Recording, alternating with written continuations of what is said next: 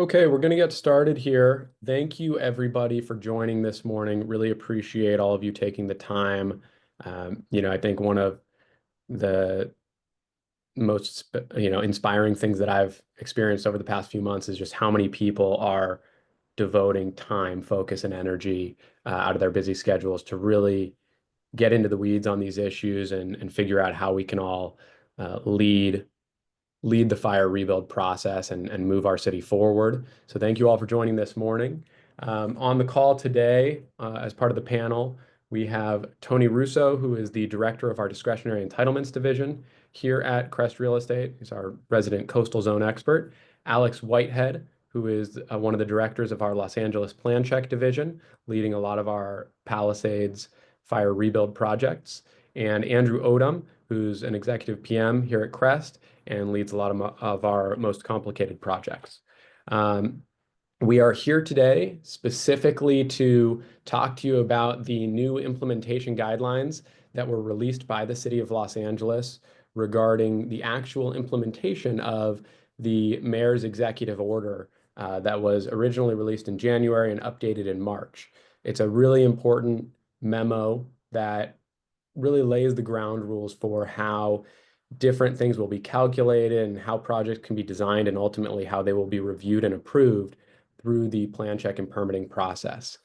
Before we dive in, I wanted to just note a couple of things. One is in the city of Malibu, we have some pretty great information. They have really laid out the ground rules now for how to proceed with beachfront properties. And what the requirements are going to be for getting beachfront rebuilds approved. We're going to be sending out an email update regarding those requirements and the process in the next week or two. But just wanted to give you all a heads up that we do have clear rules of engagement now in the city of Malibu for beachfront properties, which was an open item for a little while because they're very complex properties. And it's very exciting to see that the city is moving forward on that end. The city of Malibu is moving forward and providing some clear guidelines there. If you have any questions on Malibu projects, you can feel free to reach out directly. Additionally, I want to note this is not part of the implementation memo and it hasn't been finalized yet, but Mayor Bass did note in her State of the City address that she has requested City Council to pass an ordinance waiving permit fees for fire rebuild projects. So this is something that I know has been in discussion in a lot of the community groups recently, and Mayor Bass has requested that City Council pass that ordinance. So I would expect that we will hear some good news on that in the coming weeks. But just wanted to let everyone know that that is something that is in the pipeline. Lastly, and it says it right here on the screen, but I want to note that this implementation memo, it was released on April 16th, so just last week. We wanted to get in front of you all as quickly as possible to discuss the information because we know that so many of the people on this call here today are actively designing projects and you really need the up-to-date information about how you can proceed. But there are still some open questions, and as with everything when it comes to zoning code and regulations regarding permitting, these are all subject to interpretation. And so we are going to keep learning things over the next weeks and months, and things may shift to some extent, but we've at least got a baseline to work with here. I'm going to actually just very quickly, before we move ahead, I'm going to just share the actual implementation memo on the screen, just so that you all can see what it is that we're talking about here. And Andrew, Alex, Tony, if one of you could just actually drop the document into the chat so that everyone here can download it. It was also linked in our email blast update. But the document that was released is a 23-page document. It's a document that was prepared jointly by several departments. So you've got the Department of City Planning, Building and Safety, Housing, and BOE all coordinating on the memo. It was also reviewed very closely by the mayor's office. And it's 23 pages. It is fairly dense, but there's a lot of helpful information. We're going to cover several of the key items that we believe are most relevant to project design and permitting. However, it is really critical, especially if you're an architect, preparing plans for a project, I do think you should review the document in full.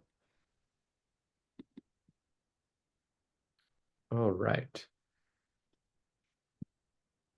So in today's presentation, we're going to go through a number of items. I'm not going to read through all of this now, but as you can see, there are several items that we're going to get to. And then at the end, we're going to talk about some of the key open questions that we have regarding the implementation memo.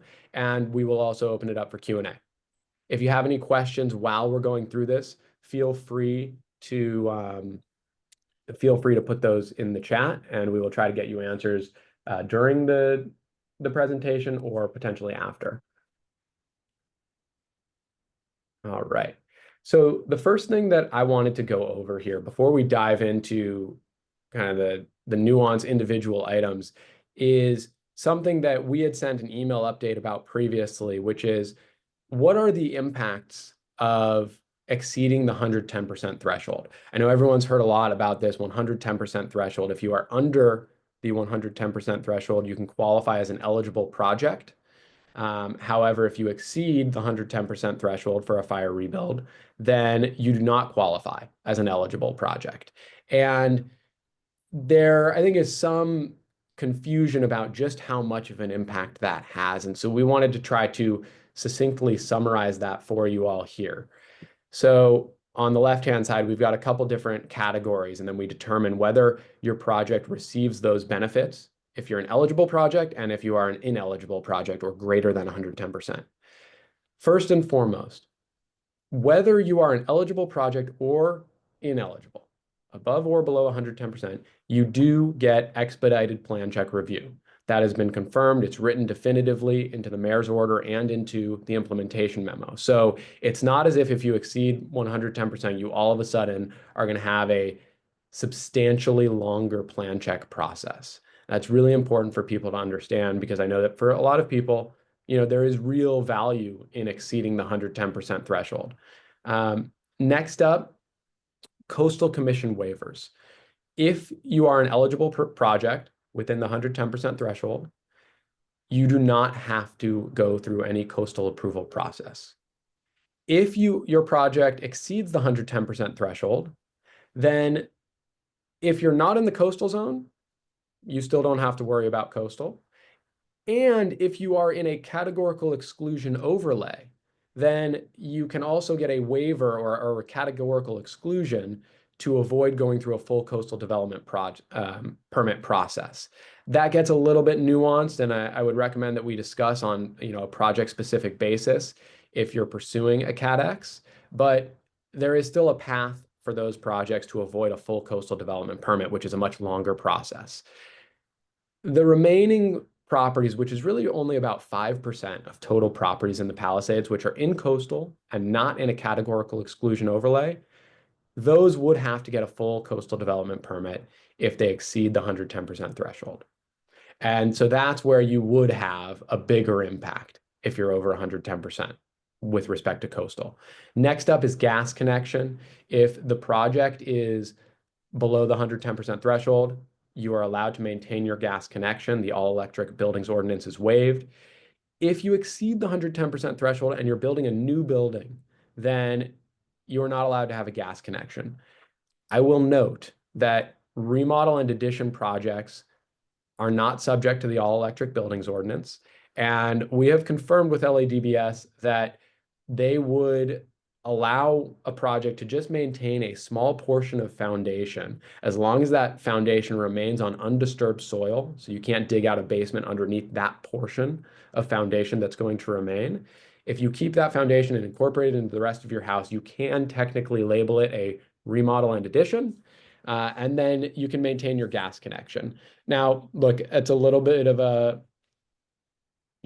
I'll just call it kind of a unique strategy. And there's always a possibility that could change in the future, but we have confirmed that in writing with LADBS, and it appears to be a pretty safe strategy. So we feel there are ways to resolve the gas connection issue if you want to exceed 110%.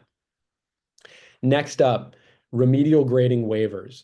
So whenever you're doing a new development or an over 50% remodel in addition to a home, kind of separate from the fire rebuild world, you're required to remediate any non-conforming soils issues on a property.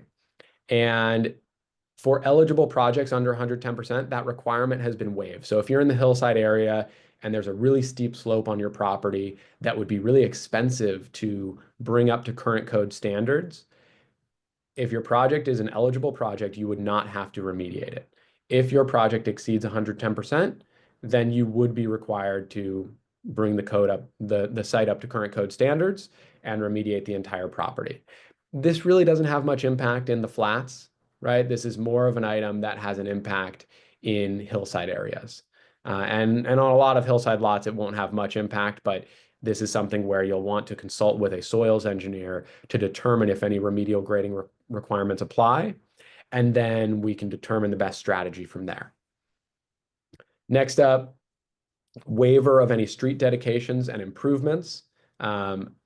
Eligible projects will not be required to make any street dedications or widen streets. Projects exceeding the 110% would be required to provide street dedications and improvements in very rare situations. Again, this is actually something that only applies in the hillside area. So again, in the flats, there's really no impact here. Lastly, non-conforming setbacks and heights. You can maintain non-conforming items if you are an eligible project. If you are an ineligible project over 110%, you cannot maintain non-conforming status. For the most part, in our experience, if you're designing new, it is reasonably straightforward to comply with the setback and height restrictions. Okay, now we're going to move into the eligible project criteria. To be considered an eligible project, a project must meet all of the following conditions. First, it must be a site that sustained damage from the wildfires. Second, you have to be proposing the same use. So you cannot take a 3-story apartment building. It's both the same use and also no change of use or increase in the primary dwelling units. So you cannot take a 3-unit apartment building and turn it into a 5-unit apartment building and call it an eligible project. You cannot take an office building and convert it to an apartment building and call it an eligible project. You have to keep the use and the unit count the same. The exception to that is accessory dwelling units for single-family projects, which we will get into. Next, and lastly, your scope of work has to include a primary structure that's rebuilt in substantially the same location and not exceeding 110% of the original footprint and height of the original structure. Those terms, footprint and height, that was actually revised from the mayor's original order. She had originally said that this would be based on floor area bulk and height. Now it is just based on footprint and height. And a lot of this memo from LADBS talks about how do you measure footprint. Accessory structures are similarly limited to 110% of prior footprint and height and must be in substantially the same location. We'll talk about what substantially the same location means shortly. Lastly, new ADUs.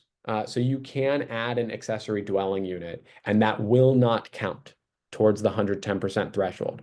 The one caveat is that accessory dwelling units in the coastal zone must be set back at least 10 feet from canyon bluffs and 25 feet from coastal bluffs.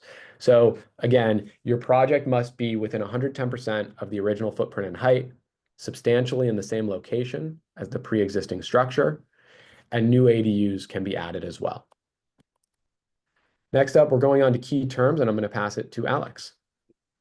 Hey, everybody. All right. So for building footprint, the building footprint is essentially a top-down view of the original building, including all second-story overhangs, patios, decks, but it does exclude things like roof eaves that are less than 5 feet deep. So in the memo, you'll see they provided this handy diagram that kind of shows the lower level and an upper level with the upper level overhanging. That upper level creates the footprint below and establishes that original building's footprint. Next slide.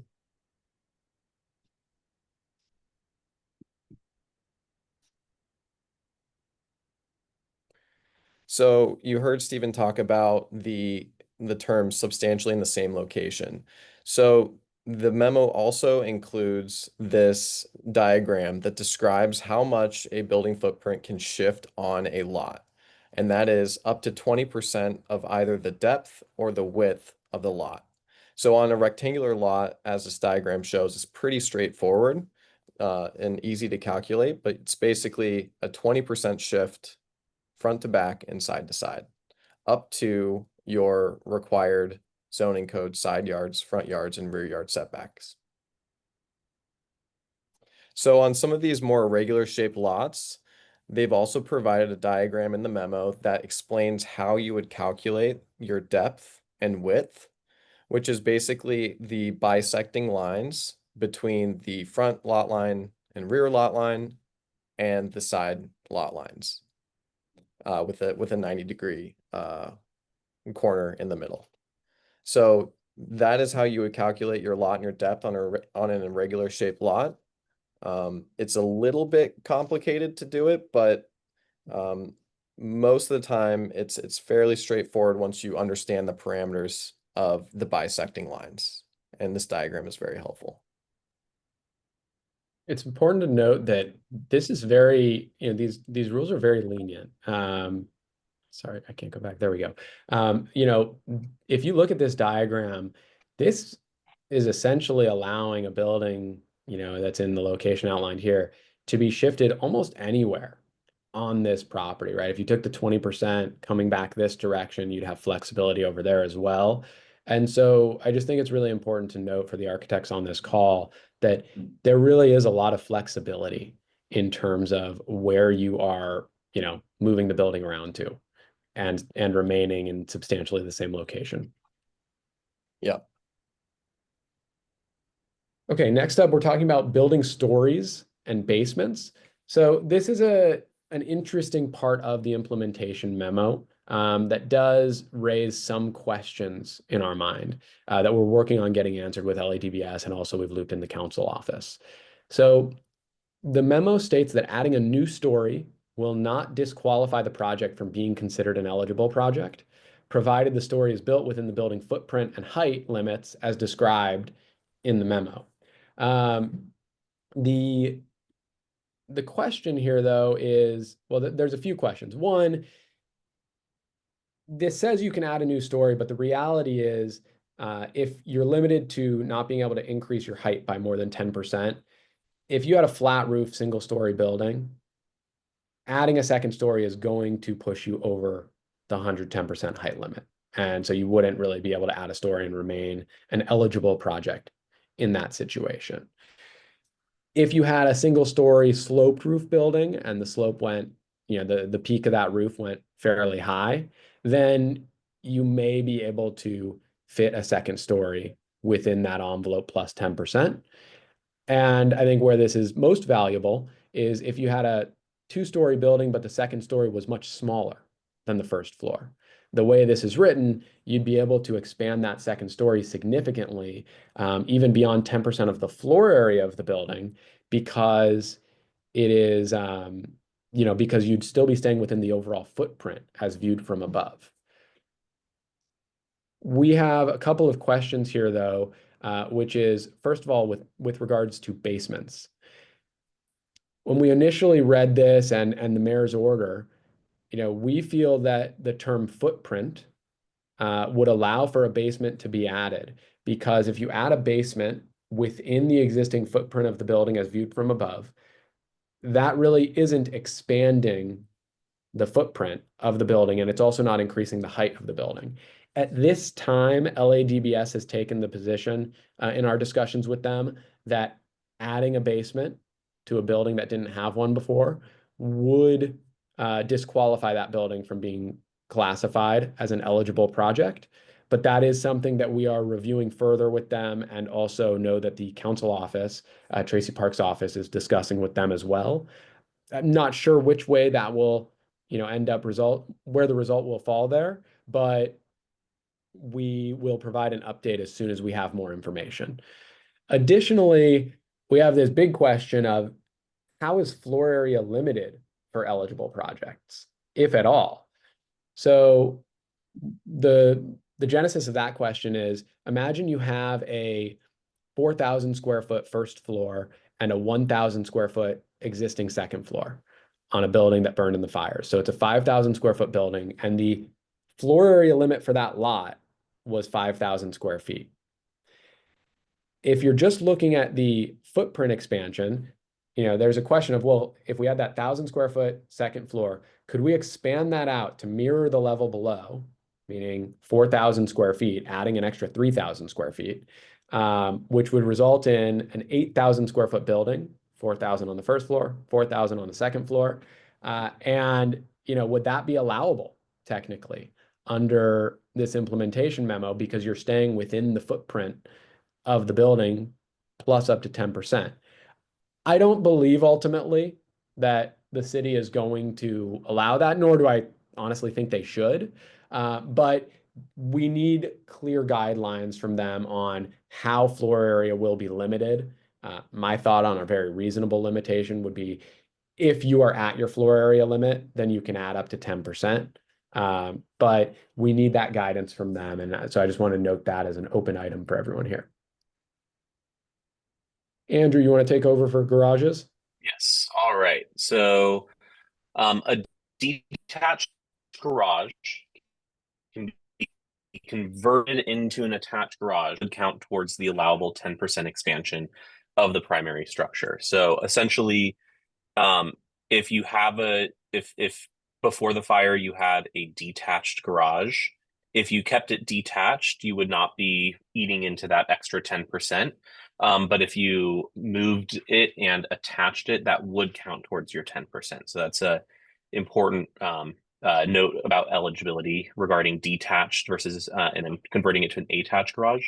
However, a detached garage can also be rebuilt as an ADU and expanded upon, and you'll still be within an eligible project. So that's another important thing, is you can do essentially a garage conversion into an ADU and not have to worry about replacement parking or having eating into your 110% with adding that ADU. Okay, next. Plane break and encroachment planes for eligible projects. These are, these will not apply. Many of the flats are within R1. The alphabet streets are within R1 zones that have certain plane break and encroachment planes, so those wouldn't apply to eligible projects. However, with this rule, and honestly, with many of the other restrictions that we've been talking about today, such as floor area and other things like that, most of the Palisades is within different HOAs with their own CCNRs, and many of the HOA CCNRs do have their own encroachment planes, and those, from how we understand in our discussions with the HOAs, will still be enforced. So please keep that in mind. Okay, so prevailing setback. So where there are sufficient remaining structures that comprise 40% of the block's frontage, the prevailing setback shall apply. But for streets where all of the homes have been destroyed, or a majority of them, and prevailing setback can't be determined, the required front yard setback shall be the minimum specified in the zoning code that applies for that lot. But then also make sure, obviously, to review CCNRs.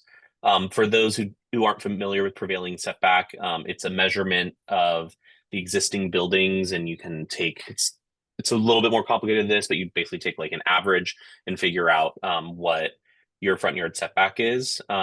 But if all of the buildings have been destroyed, or most of them have been destroyed on that lot, then you can just use the zoning minimum or what's in your HOA CCNRs.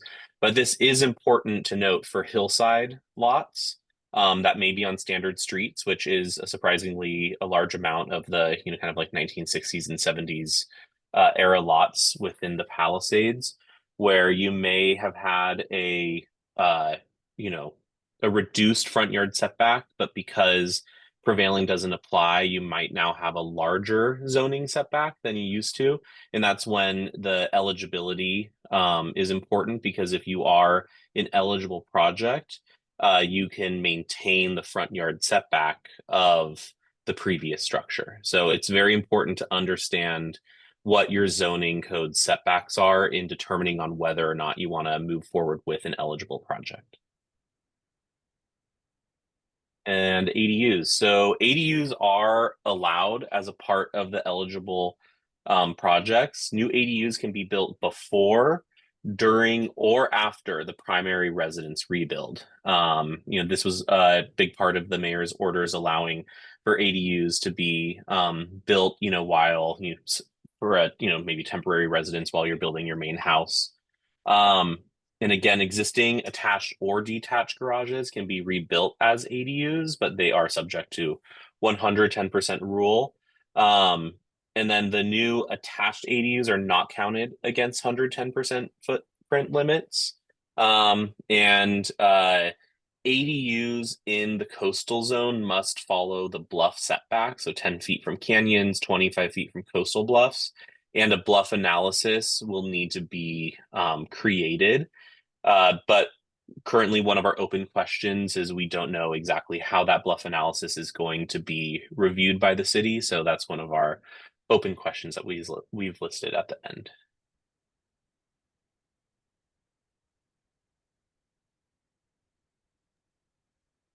Okay, Alex, do you want to take over for the Bureau of Engineering items? Yeah, so one of the big items that was discussed once these fires happened was the access and street widths that firefighters were using to get to and from all these different properties. And one of the provisions that's in this implementation memo starts to open up that conversation about how the city is going to potentially increase the widths of some of these more narrow streets in the Palisades. So the first thing that they've done is they've created a map that essentially describes different street widths and what the required setback to those streets center lines need to be for any proposed structure.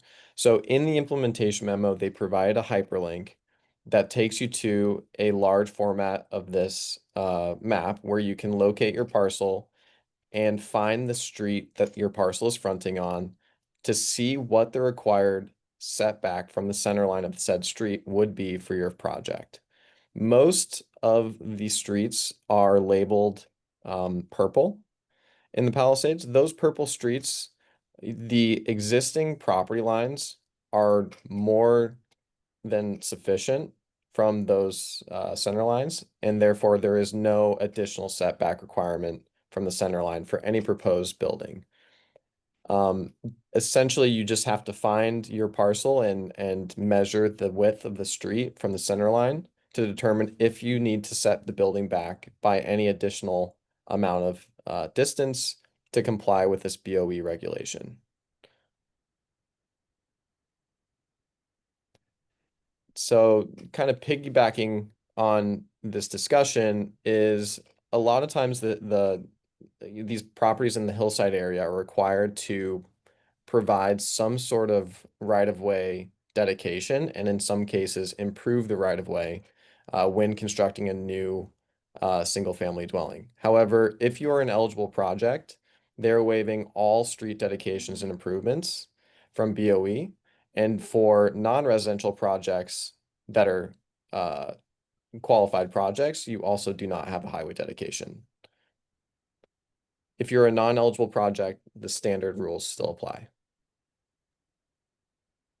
And just to note there, the standard rules, again, going back to this question of, how impactful is the 110% threshold?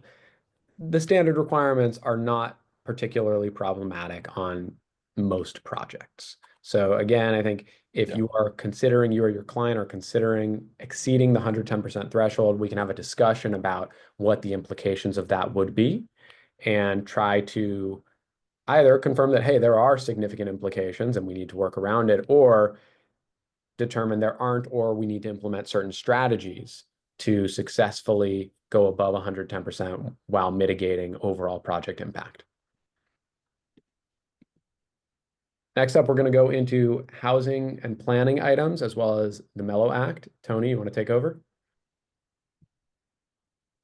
Yes. Can you all hear me? Yes, we can. So for eligible projects, no city planning clearances or review is required, which is pretty impactful. So if you're an eligible project, we've been directed that there will be no city planning clearances, on your building permit, so you don't have to review your project with city planning. There is a slight caveat here with ADUs that require bluff analyses. City planning may opine just because these types of analyses have been reviewed by the planning department for coastal development permits for many years now. I can only imagine that they're going to kind of guide building and safety. But besides that, city planning should be involved, which is a huge benefit for projects that do remain eligible. For non-eligible projects, it's pretty much just the same as it would be as if you are doing that project, pre-fire. You're still going to have to conform to the LAMC, and you're going to have to file whatever discretionary requests you may or may not have for the project through city planning. Per the memo, though, and this is kind of interesting because the original order said that city planning entitlements wouldn't be expedited. I imagine that's still the same, but this memo did clarify that there are some expedited features. One of those is that they have to issue comments within 30 days of it for any entitlement application. It's typically like a hold letter. These can take many months, so it being 30 days is expedited in my opinion. And they have to issue clearance approvals within 5 days after a request is submitted or approved. Again, this is for projects that are substantially damaged or destroyed as a result of the fire. So if you weren't that, then these wouldn't apply. CDPs and extensions also issued before February 13th of 2025 get an automatic 3-year extension. Currently, CDPs get a 2-year approval process, and then you get a 1-year extension. This just gets an automatic 3-year extension on top of that, for our understanding. Next slide. So there's Mello and SB8 have been modified as a result of this implementation memo and the orders. So Mello Act review is germane to the coastal zone only. So the Mello Act review is preservation of affordable housing within the coastal zone, in summary. And it's very similar to like a Senate Bill 8 kind of review process where you have to do, in this case, a 3-year look back to determine if a low-income tenant existed on the site in any of the dwelling units. However, for Mello in particular, it will only be triggered if the existing building to be replaced with 3 or more units. Imagine that includes ADUs. So if you wanted to do like a junior ADU and a detached ADU, you may be required to go through Mello. So with regard to SB 8, again, which is very similar, Senate Bill 8, it is completely suspended for projects, again, to repair, restore, demolish, or replace units, damaged or destroyed by the fire. How the implementation memo reads, though, is that if there is some, data submitted to the city that notes that there was a qualified tenant, that was of low income that existed in the building, at least how we're reading it is that that tenant has a first right of refusal to return to the rebuilt structure and get, sort of rent on an affordable basis. But it does not appear that you have to sign like a 55-year covenant or now 99-year covenant if you're doing CHIP to restrict that unit on an affordable basis in perpetuity. It seems like it's just sticking with the tenant. That's how we're reading it. Obviously, we're going to get more clarification moving forward. And then RSO still applies under 2 conditions. Residential property was subject to RSO, and then the project is completed, and then your rental units are offered for rent within 5 years after the date. The residential property being replaced or damaged, destroyed, or demolished as a result of the fire. So RSO is still there, just the replacement unit requirements, the replacement unit terminations as a result of SB 8 have been waived, and then Mello is waived for 3 or more units, or 2 or fewer units, but is required for 3 or more units. So the replacement requirements are still a part of Mello, and inclusionary unit requirements for projects that have 10 or more units, it seems like are still required, which can obviously get really interesting. So, we're still learning more, and we're happy to guide projects as needed in the future.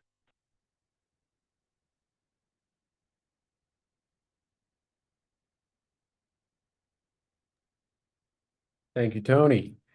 All right, I'm just going to refresh on a few of the open questions that we mentioned throughout this presentation, and then we will jump into Q&A. Thank you, everyone, again, for sticking with us here. So the first open question that we have is, can basements that are within the footprint of the original building be added to an eligible project? We are working with the city on this and hope to have an answer soon, or at least hope to have an update soon, although the initial position taken by LADBS is that addition of basements would not be allowed. Next, how is height being measured for the 10% expansion of an eligible project? We believe this would just be measured, or rather, for projects where you have actual plans of the previous building, we believe it would be pretty straightforward and that you would just measure based on today's height measurement regulations for the original building and for the proposed.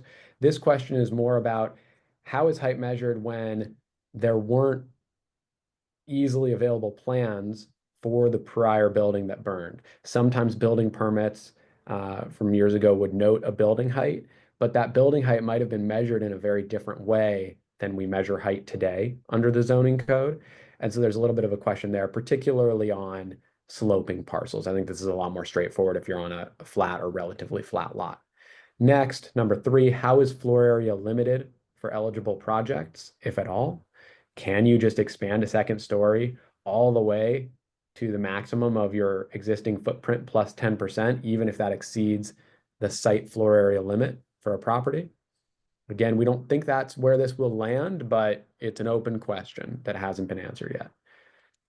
Next, does the building footprint need to maintain the original shape plus 10%, or can the shape be modified as long as the building footprint complies with 110% and substantially in the same location provisions? And so with this, I just want to note that I'm going to go back to that slide. So it's been our understanding that you can change the footprint of or rather, you can change the shape of the building as long as the square footage of the footprint stays within 110% and it stays within the 20% lot depth and 20% lot width shift in any direction. However, there is some language in this memo that seems to indicate that you need to maintain the original footprint plus 10%. So for instance, this footprint and then just adding, an extra 10% onto it in some location. So we are working on an answer to that to just confirm that architects have more flexibility to fully revise the layout and footprint of a building as long as you are staying within the 110% of the square footage of the footprint and the 20% lot depth and 20% lot width shift. Go back to full screen here. Lastly, what is the procedure for reviewing the bluff analysis for ADUs in the coastal zone? As we mentioned, if you're proposing an ADU in the coastal zone, it has to be set back at least 10 feet from any canyon bluff and 25 feet from any coastal bluff.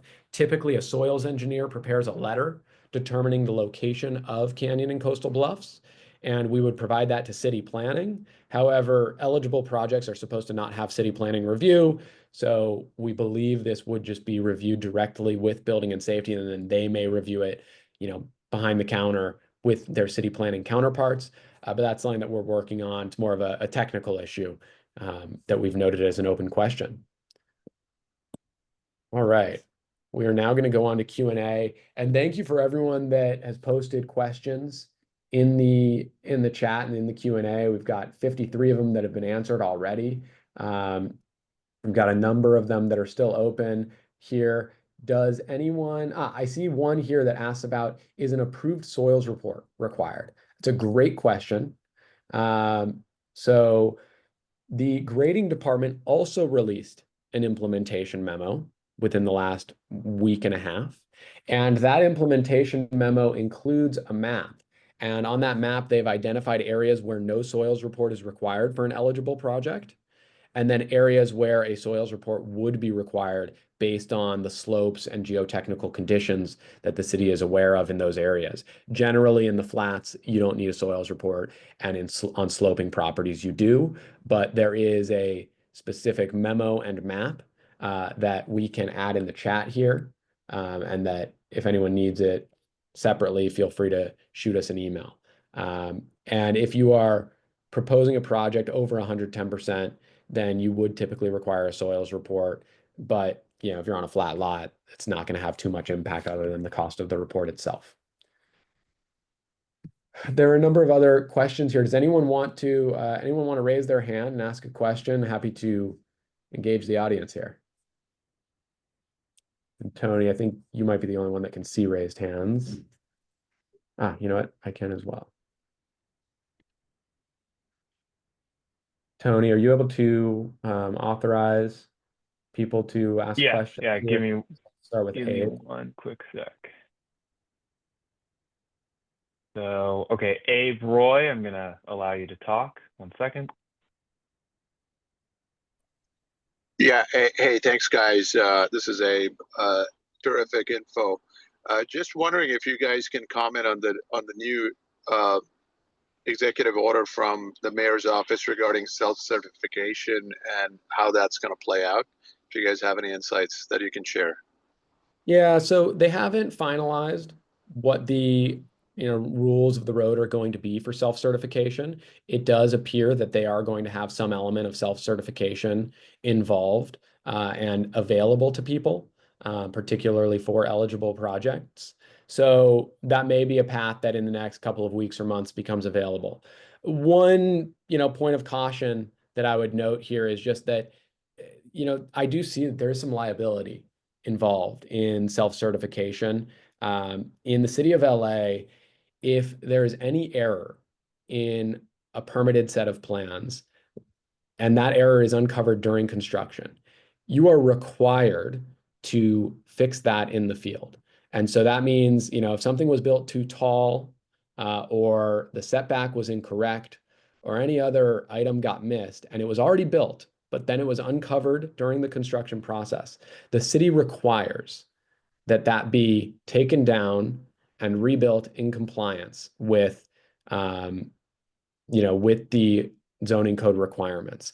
And so the plan check process does provide a good filter to catch a lot of these issues and give you security and comfort that what you're ultimately building has been fully vetted and approved. Ultimately, architects are tremendously talented. We have an amazing architectural community here in Los Angeles, but the reality is there are hundreds of regulations, many of which are complicated and involve interpretations where, reasonable minds may disagree. And so, I see some concern with self-certification on, especially projects that maybe aren't just true like for like. Obviously, that'll be up to individuals to decide what path they want to take. But I think for me, what we're seeing now is that LADBS is making the process reasonably straightforward. They're taking away a lot of the hurdles and challenges in the plan check process. And if they can make the process smooth enough, then I think the benefit of having that additional set of eyes on your project, removing risks in the future, is worthwhile. It's worth some extra time in the plan check process. But more information will become available on this soon. And as it's available, it'll be posted publicly, and we'll be happy to share it as well. That's helpful. Thanks. Just a quick follow up as well. Do you see LA County doing the same in terms of expediting and streamlining, following the lead from LADBS? Yeah, so LA County has been doing a pretty good job as well. Everything we've talked about here today is LA City specific, but LA County, they learned a lot from Woolsey because that did affect LA County properties. And there's two parts of LA County that were affected in the most recent fires. There's the portion that is sort of unincorporated Malibu and Topanga, and that's being overseen by the same office and a lot of the same people that permitted projects for Woolsey. They learned a lot at that time, and they're now implementing those things today. And they've been teaching their counterparts in Altadena, all of their different processes. And so I think they've done a pretty good job of streamlining things on their end as well. In the county, if you're looking to pursue a rebuild project, you can schedule they call it a fire rebuild workshop, a property specific workshop, excuse me, where you request a specific time, you let them know the address in advance, and then you go into the county office and they have a full packet of historical records for the property that they hand to you at that meeting. And then you're able to meet with building and safety, planning, fire, all the different departments during your 1 hour. You can kind of go from counter to counter and gather all the key information on that project. So it's actually, I would say, even better than anything that the city is offering, just because they have this ability with all these departments in one place, and is allowing for fairly streamlined permitting. There are still unique issues, related to septic, especially in the unincorporated Malibu and Topanga areas that are challenging, and also fire department. But overall, I'd say it's streamlined well beyond what a typical project would be. So I'm going to let Nicole Howard just next. I'm allowed to talk. Thank you so much. I have a question. I don't know if I heard it wrong or not. If you had an existing ADU on your property that was detached, and you also had a detached garage, you can obviously rebuild the ADU exactly what it was. Can you do a junior ADU in where the regular garage was? And then, because I thought you said it didn't count against your 110%, but then the slide, I think, said it did. Yeah, let's talk about that. So both the garage and the ADU are detached, correct? Yes. Both of them? Mm-hmm. Yeah, so what you could theoretically do is rebuild your detached ADU. You can do an attached ADU per the new ZA 143 as well, in addition to the detached ADU. So theoretically, you could remove your detached garage and replace it with an attached ADU. So you would need to kind of connect it to the house. In that scenario, you should be able to avoid that sort of garage counting towards your 110%. But if you then added a separate garage, it gets a little bit murky. So it's a specific scenario that does have some relief. But I think I want to make this crystal clear with everyone on the call. The first thing that you should do before you ask all of these 110% questions, and many of you are, is see if it really even matters for your site. If being an eligible project isn't that much of a factor for you, figure that out first. If you're in coastal zone, if you have non-conforming condition, whatever it may be, if you don't have those problems, remaining as an eligible project doesn't really matter too much for you. And then just design the project how you see fit, and you're going to be processed, relatively efficiently.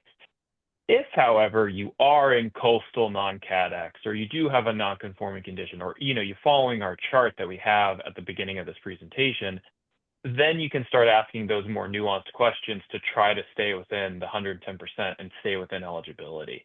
But for your project, Nicole, it may not matter. So I'm gonna lower your hand. Oh, Okay. We have a lot of questions. If you have follow-ups, please feel free to email us. We're more than happy to guide you, on your specific question. We have a lot of people that we want to get through. Okay, so for Zoreen, I'll allow you to talk. Hey, this is Zorene's husband, Rishi. I have a question about a foundation rebuild. So our house, it was a fire rebuild from 1993. So they got an exception there, and then it burned down again. And so now we're worried about, we're also in like a landslide zone. So what we're worried about is the city coming back and saying we need to do a more extensive foundation. And we're just trying to figure out if there is exceptions that can go all the way back to like the 93 exception. And if we're going to end up in a place where we're going to need a very expensive foundation moving forward. I don't, just trying to figure out some of the details around what we potentially could be up for. So it is our understanding that at this time, while an eligible project wouldn't have to bring the entire site up to conformance with current building codes, you would be required to bring your foundation up to conformance with current building code requirements to make sure that the building itself meets, stability requirements that are currently in place. Okay, that makes sense.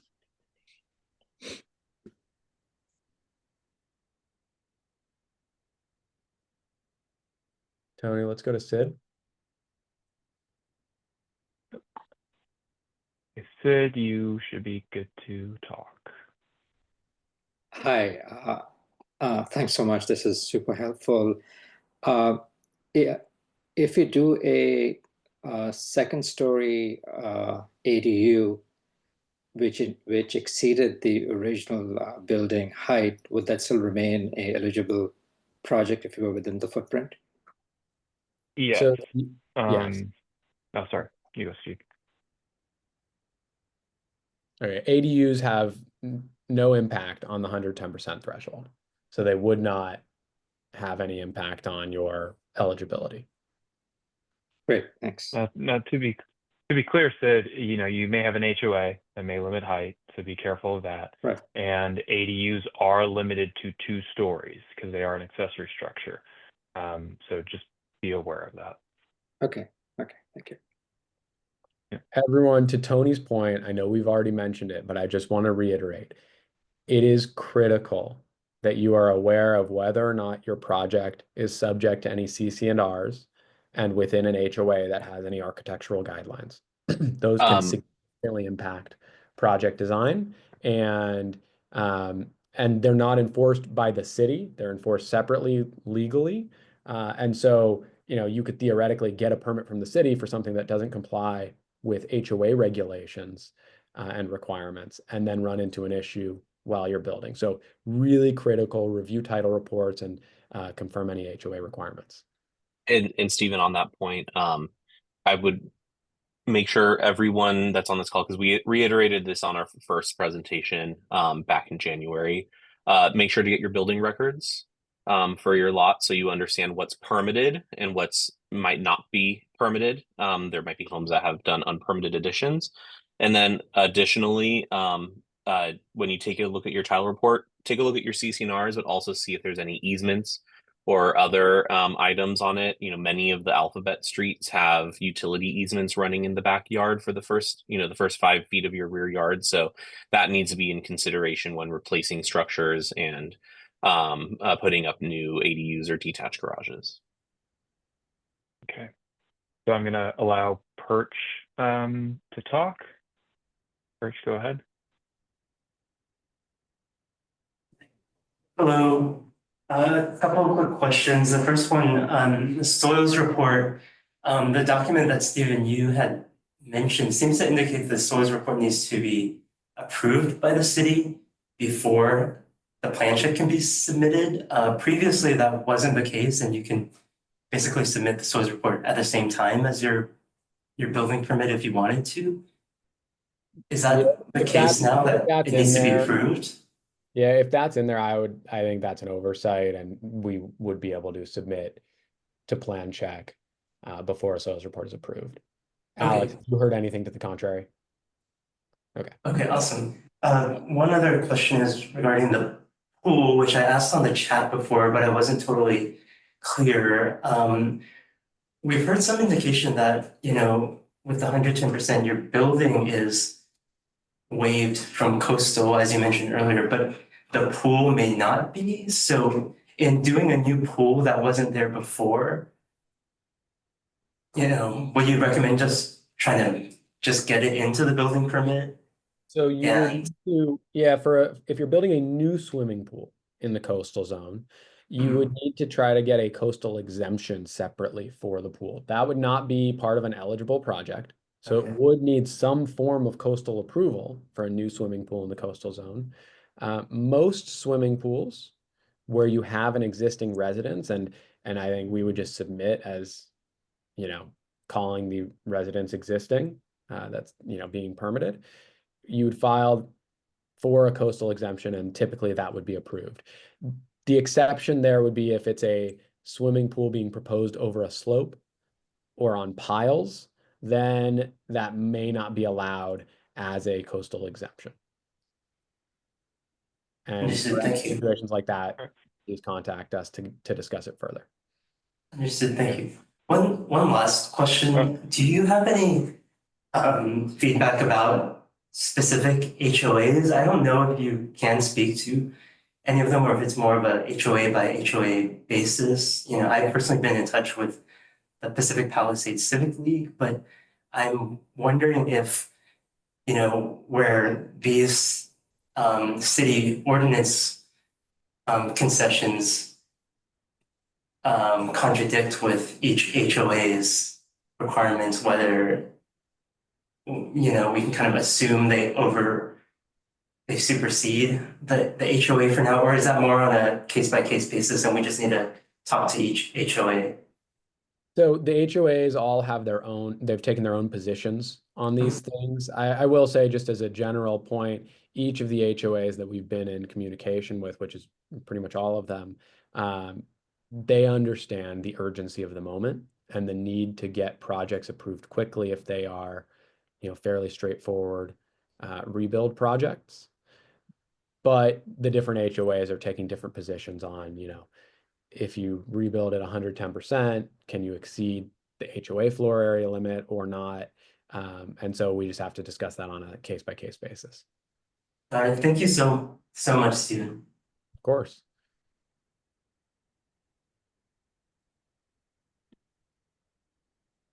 I'm gonna Oliver Fortis.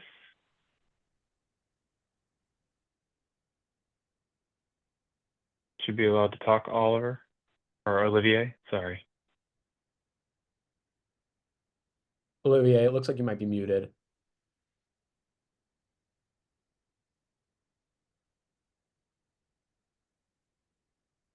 Hello, can you hear me now?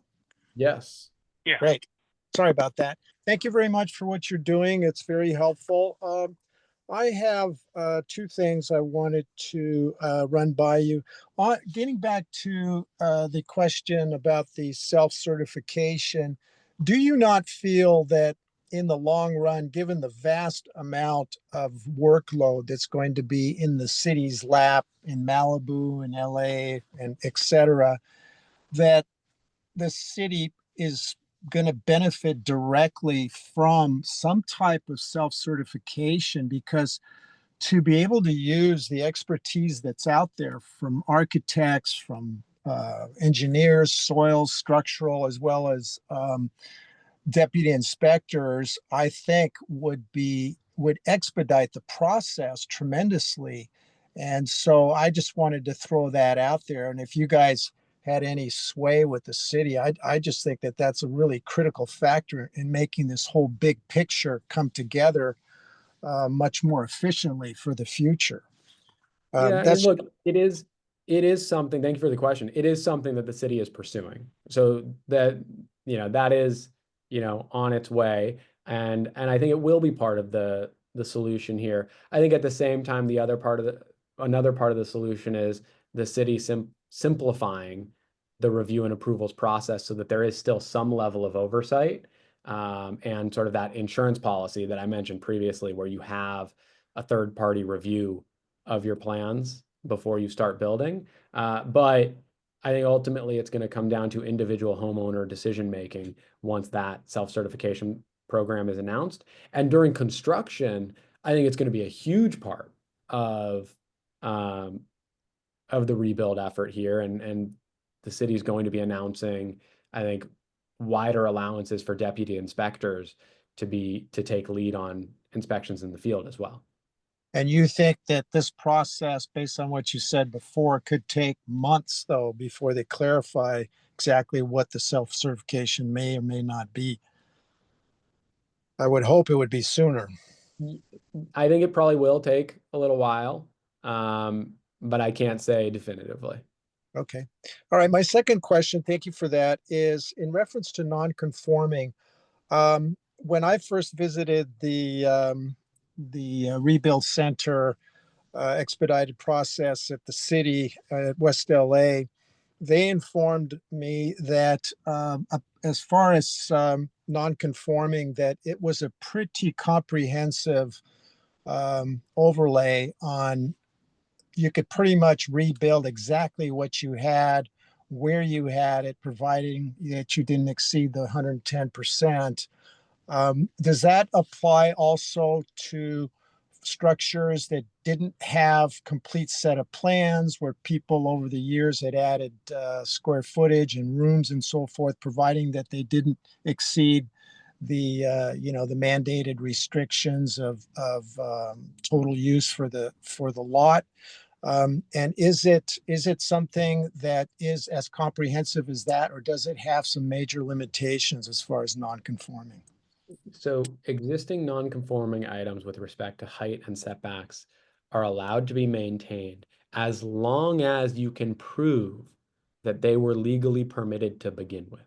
An illegally added non-conforming item cannot be rebuilt because it was not legal to begin with. And so, as you mentioned, if you have, the permit set of plans for the previous project, then it's really straightforward. If you don't, then we start looking through the rest of the permit records, as Andrew mentioned. So we'd be looking through the 8.5 by 11 building permits and any plot plans to see if those show setbacks. And if they don't, or height, and if they don't, then we start digging through additional materials like aerial imagery, assessor's records, and other items to try to build the case that it ultimately what was there was properly permitted, it was legally built, and therefore it should be allowed to be rebuilt for an eligible project. But if you don't have a set of plans or a very clear plot plan, it does get into more of a gray area. And that would be a situation where we would want to discuss directly with an LADBS reviewer before proceeding with full engineering. So let's say you had a lot that burned down, or the house burned down, but there were some as-built, but the as-built were reflective of non-permitted structures on there, or non-permitted square footage. That would work. You could be able to rebuild that. No, it has to be a city permit set that showed the actual original permitting of that square footage and those setbacks. So just because you have an as-built of something does not mean that it was legally permitted. So it has to be a permit record that we rely on for that. And Olivier, we're running short on time. I do want to get to some of the other hands. No But if you do have additional questions, please feel free to reach out. Thank you. So Oren Dothan? Yes, hi. Thank you guys for doing this. Quick question, can you elaborate on the ADUs counting towards the 110%? This is kind of a big loophole, and if we were trying to do a qualifying project that is within 110%, if we can add a JADU or an ADU to that building, it expands the building substantially. So is it true that we can add an ADU and JADU to a project beyond the 110% and still have it be a qualifying project? yes, It is true. It is true. Mhm. Correct. Okay. That was my understanding, but I just thought, is that really what they mean? It Right. is what they mean. Yeah. Now, quick if item in also- coastal zone you have additional requirements, but you're allowed to expand the footprint with an ADU theoretically. And does that work within CADEX as well? Well, yes, it does. You just have to the setbacks. Correct. Sorry, what were you saying, Stephen? So I'm Just that there are bluff setbacks, as we mentioned previously, that have to be Right, complied. right. And then can you do a JADU and an ADU, both of them? yes, yes, you can. Yes, you can. So I'm Yeah, gonna just note put you on. JADUs are inside of a building, an existing building or a proposed building. Meaning the difference Yeah. is that an ADU cannot have an internal connection and a JADU can. Yes. Correct. Yes, and you can also have an attached ADU and a detached ADU. Attached ADU is a little bit different, where you cannot have internal connection, separate from a JADU. I'm gonna move on. Thank Sorry, you. Oren. Just want to try to get all these. Yeah. Evan Cantina. Hi, this sort of piggybacks a little bit off of Oren's comment. But if you are adding an attached ADU, are you then under the 110% footprint, or is the new footprint of the attached ADU waived from the 110%? You exclude It is waived. It's not included. you do not include the ADU in your 110% analysis at all. Great. Okay, sorry, just wanted to clarify that. No worries. No worries. There's a question about LID and whether LID is going to be required for rebuilds. I did not see anything in the implementation memo waiving LID. Yeah, it is still required. Okay. All right. Ben Connor. Should be good to talk now.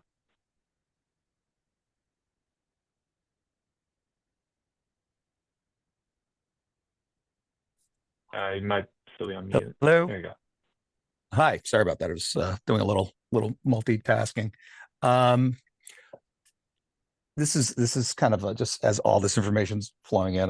I have 40 questions, but I'm just ask one. If you end up building an ADU attached to the house, say in the front, could the bottom floor be a garage, and would that count towards existing space or not? The 1.10%, the 110% limit. Yeah. So is that garage? Would that be new? Would that be a new garage, or is that? Yes, it would be a new. Right now, if our situations, we've got like the house is built in the mid-50s, so the garage is way in the back, which is not functional, and in fact, it's not even a functional garage. It was permitted, and the rec room was built on top of that. So it's a pretty big. It's basically another structure at this point, but I could have sworn, because I actually met with them and spoke to Reza just to kind of do my own due diligence. I'm sure you know who he is. And there was something about like, oh, if you've had the garage and you're not using it, you don't even have to build a garage, which I don't. I mean, I want at least one covered garage somewhere. I was thinking single. Yeah. So this is why I'm just thinking, like, can we, if you build the ADU with the bottom, if you build it and it is attached to the house, and then the ADU, would the whole thing be considered ADU or not? Not particularly. Yeah. So if you have a detached garage and then you are attaching a new garage to the house that is being utilized for the house, even if an ADU is above it, right, the garage still creates footprint. How we're reading it is that would count against your 110%. But again, and I do want to reiterate this, apologies if I'm reiterating it again, Ben, you may have a site where being non-eligible just doesn't matter, in which case that's fine, right? So again, for everyone on the call, eligible matters for me, but that's a different story. Okay, got it. Well, then if it does, we may just want to consider, you may want to consider figuring out a way to maybe detach the garage, putting the ADU in a different location, or maybe incorporating the garage as a part of the footprint so that you're still within 110%. I think it's part of the footprint anyway, because I look pretty closely at the footprint definition, and if right now it's just like kind of we'll call it like a roofed carport with, but the roof itself is integral. In fact, I want to go down and get the ruling on that specifically. The roof it's not just like a separate little side roof. This roof's part of it, goes halfway across the house. It is I don't see how this could not be integral and considered footprint, which would be great if we don't have square footage constraints, because that's, it's basically, it's enclosed where the house is, there's a gate behind, and then, it's footed and anchored, right off the left, the side yard of the property, but it is structurally a completely enclosed, and that roof line it's literally crosses half of the house. So that I'm going to get clarification, I think, is footprint. Well, then if it's not like a 5-foot eave or less, it's not. It's a major footprint. It's big. Great. Then this may be fine, right? So I think again, specifics matter here. But just for the general, for the general rule, if you have a detached garage and you are attaching it, that would count towards your 110%. Even if it's not functionally a garage, ADU. like it's clearly not been used as one, because I could have sworn they told me, I had this, and they're like, you can just, you don't even need to cover garage.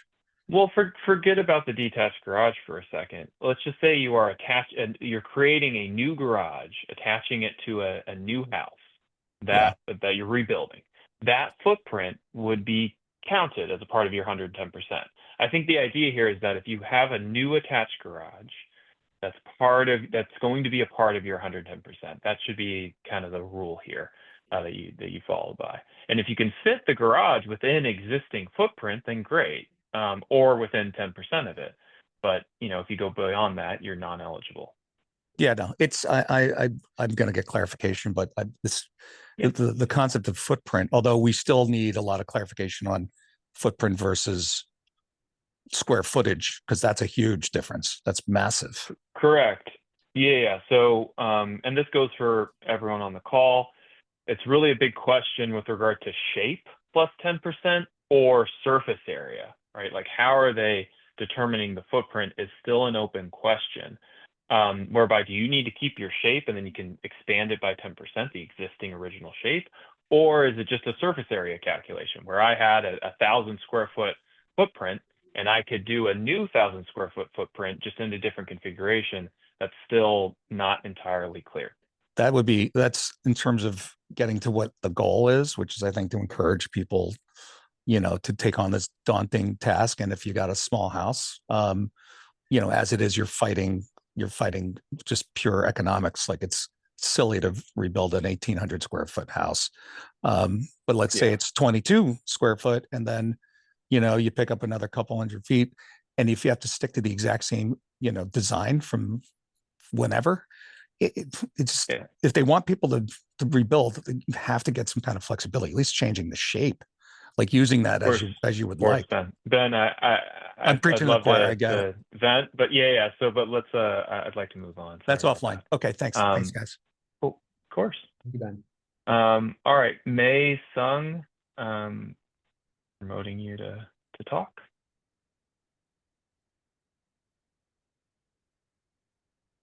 Mei, you should be able to speak now.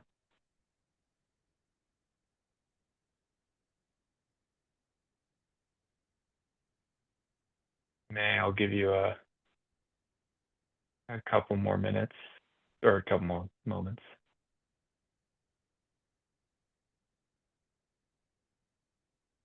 Mei, feel free to raise your hand again if you're having trouble with audio. I'm gonna lower your hand though for now. And then looks like the final hand, Perch. I don't know if you wanted to have a final question, but you are the final hand.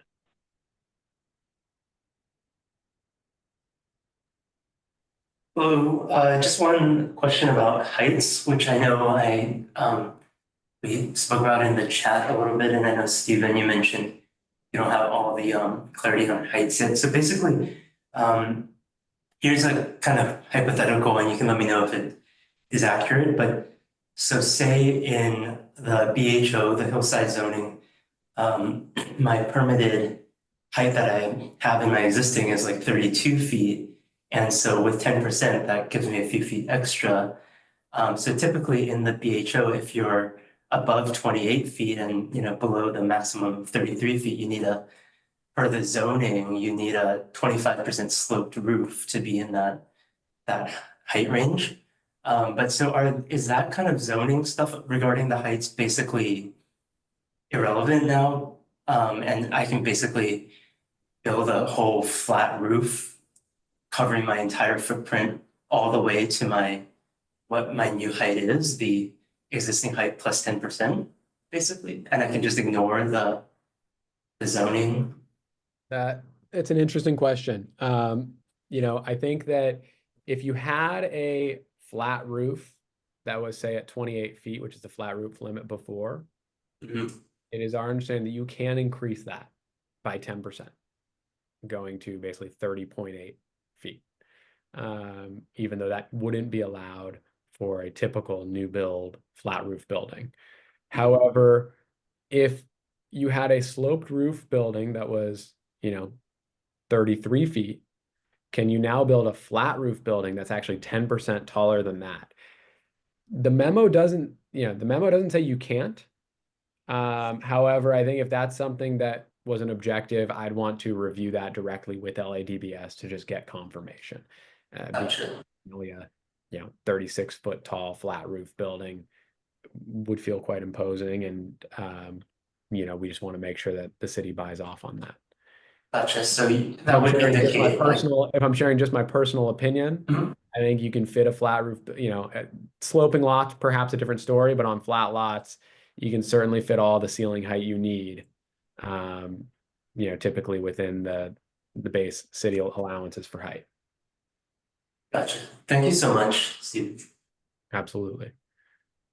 All right, looks like we've got two more, so we'll just take these last two questions, NV and then Sage. NV, you should be good to talk.